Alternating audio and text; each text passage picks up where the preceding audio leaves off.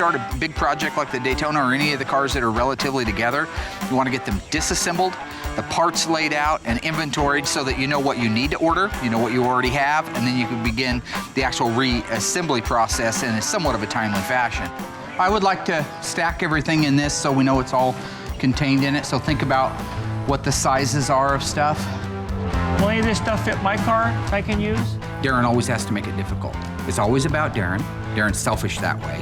What about my car? What can I have off of this? Like a little kid tugging at your shoulder. What can I have? What can I have? You know, he's not a team player. I've got clients that are paying good money to have their cars restored. Why can't we get along a little bit better, Darren? Because look what you do, Mark. What did I do? You strike out at people that wonder why they do something back. Here we go again. Another perfect example of not following my own rules of not playing. So by saying good morning, Darren, that was lashing out at you? Darren, why don't you try doing what Tom's doing? I should never have gone so far as to say good morning, Darren. When it comes to cars like the Daytona Charger or equally rare cars, you have to be very careful taking them apart as well as putting them together. You have to document the parts, and then when you do get them off, you have to take great care to make sure they don't get damaged.